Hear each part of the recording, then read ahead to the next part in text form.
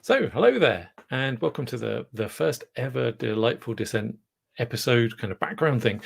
I wasn't entirely expecting it to work like this because we were planning to have episode 0 today, but things have not conspired in our favor. So episode 0 is going to be next week now, where I'm going to be talking about my thing. So what I'd like to do right now is just take you through a bit of the background about Delightful Dissent and why I'm doing it and what it is and who I'm going to be talking to. So have you ever felt like you were kind of pushing against something, struggling with something, but you weren't really sure what it was? I think a lot of the time for me, those things are assumptions, and they're those hidden assumptions in the background, and they can really hold us back. You know, some coaches talk about self-limiting beliefs, but they're more fundamental than that. You know, this idea of assumptions just keeps us stuck in place a little bit. So updating our beliefs, updating our assumptions really matters. It's really important to how we work.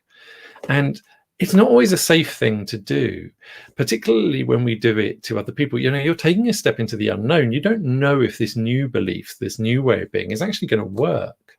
And so you're kind of taking a step that could be really bad, you know, it could be awful. So, and the source of terror is really when our assumptions don't work, when our models don't work, we're really, you know, it can be really scary. But equally, it can be delightful. It's that wonderful surprise, the unexpected gift that you get. And in this new series, what I'm going to explore is really how we can work with assumptions and challenge assumptions and do so in a way that creates that pleasant surprise rather than that all that terror, and to kind of play with this stuff. So about me, so I'm Matthew, and I'm an adaptive transformation guide. And what that means is I help people who work with really big, complex systems, and I help them modify those systems and transform those systems when they really want, when the best approach is qualitative change, is a real shift in the way that they work. And when I say complex systems, it can feel a bit cold. What I mean is things that are alive or things that feel alive. So that might be individual people, it might be communities, it might be organizations, it might be society or societies as a whole. And the kind of people I work with are, you know, sometimes they call themselves coaches, sometimes they call themselves designers, therapists, you know, consultants, they might be startup founders, any of these things, or many more. But what matters is that they're helping whoever that they work with to open up potential, open up possibility, and to build resilience in that work. So those are the kind of people that I'm also going to be talking to in this webinar series, because one of the really important ways that anyone does that work is by challenging the assumptions that underpin an organization or a person, you know, that support how a person acts, and then come up with something better. And it's not about direction. It's not about telling people you're wrong and this is how it is. It's about unteasing all of it, unpicking it, and allowing something better to emerge. And that's what we're going to do over each hour episode. We're going to take one assumption that my guest feels is holding us back or holds people back, something that they really want to challenge, something that they find themselves butting up against very regularly. And what we're going to do is we're going to see why they don't like it and see why it's limited. And we're going to explore different ways of understanding, different ways of being with it, and then see if we can come to a delightful resolution that opens things up. And of course, during this, comments are absolutely welcome.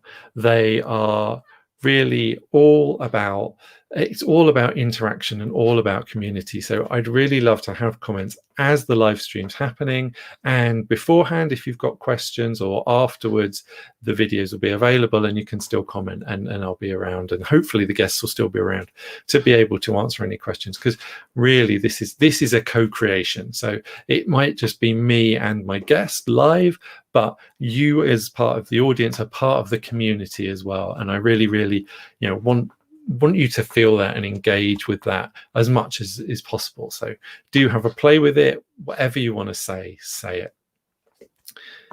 So next steps are really the first episode we're going to be going live with next week. So that's going to be Tuesday, the 4th of November, I think it is.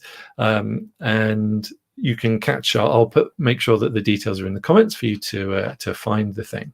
But in that one, it's going to be me again talking about the exception that proves the rule. So I'm going to be looking at why I don't think the exception that proves the rule is necessarily that helpful a thing to say, and how we might think about things in a more useful way.